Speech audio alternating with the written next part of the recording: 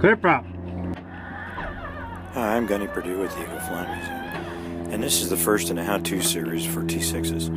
In particular, this one is start, taxi, and takeoff. The first technique, of course, is to get the thing started. And to do that, what we're going to do is we're going to give it about 7 shots of prime, cold, and 4 warm, with the mixture off and the mags off. And then we're going to engage the starter for, say, 3 to 4 blades. Mixture on, mags on, throttle crack to about 800 or 900 RPM. That'll vary by airplane, so I'm not going to tell you if it's a half inch or an inch or whatever.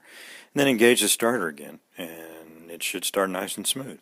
If it doesn't, try it again. Don't be too vigorous on that primer because you can mess up the little leather seal pretty easily.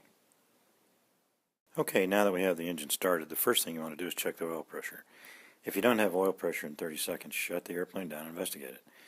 Next, move the prop lever forward, and if you have a long way to taxi to get to the end of the runway, you can do that and let the oil warm up at the same time. Remember, the limitation is 40 degrees C. Taxiing is an issue because we can't see where we're going. I mean, look at this video. You can't see directly in front of you.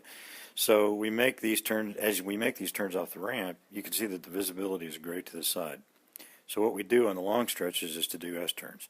An S-turn is nothing more than a slow, gradual, wide radius series of turns, so we can see where we're going. Of course, the primary idea is not to hit anything directly in front of us, because most folks frown on those kind of things. Watch these video here for a second, watching the S-turns, and let's turn onto the taxiway on the inset. Look, very particular note to the rudder. Here's the long taxiway you can really see. You can't see out in front of you at all. So let's S-turn so we can see a little bit to the right. You can see that we don't run it off the pavement. That's not a good idea either. So you got to be careful about that. But let's take a look again at the nose and pay particular attention to the right side of the nose as we make this left turn. What do you see there? Yeah, there's an airplane there. And it's really tough to see. As a matter of fact, right now we can't see it at all. So we make these S-turns to see that. And this airplane, we're going to follow it all the way out. You can just see it to the left there.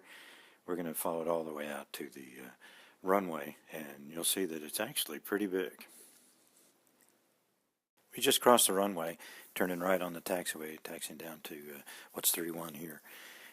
And you can just see the airplane right in front of us a little bit. We're only about 200 yards behind it, and it's the GoPro cameras that make it look kind of long distance.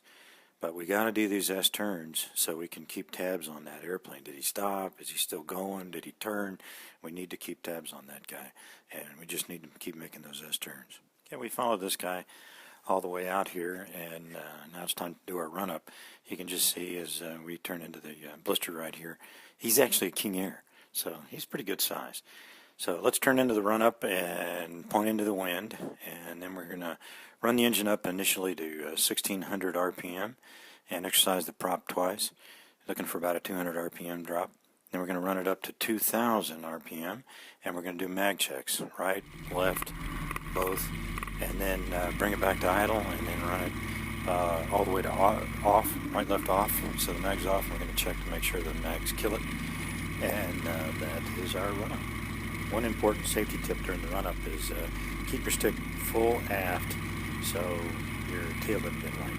Putting out that much power and the power check at 2000, it's quite likely you're going to have the tail raised. Who knows, a little dust, maybe you're over on the nose, so watch out for that. But brakes are a good thing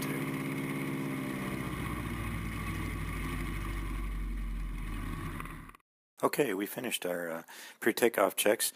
And, time to mosey out to the runway. There's that pesky King Air off there to the right. He's taking the runway.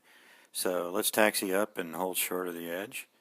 That line we just passed over is the ILS hold line, by the way.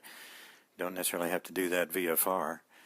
If you're inside of it on an ILS below 800 feet, then it'll interfere with somebody else's, somebody shooting the approach. So we need to pay attention to that when they're IFR. And if we are VFR like we are today, we want to make sure we don't encroach on the runway. So we're going to hold right here until he takes off. Okay, the King Air is off the ground. We're going to go ahead and taxi onto the runway and line up. And right now, as you can see, we're in the displaced threshold. We can use it for takeoff, can't use it for landing. And we're going to start our run-up. Get up the power, get the power push going for the hydraulics. Tail up. And we're going to complete the takeoff here. We're in the air. And once we're in the air, we'll raise the gear and get the airplane cleaned up and accelerate to 100. That's where we're going to climb out as 100. See, we're staying right on the center line. Using the rotor to keep us there, aileron into the wind, and that's here what I want to show you, is the aileron is going to be into the wind. In this clip right here, it's from the left, so we always want to use a little bit of aileron in the wind. The faster you go, the less aileron you need. So that completes our takeoff, and now we're going to climb out and go to the practice area.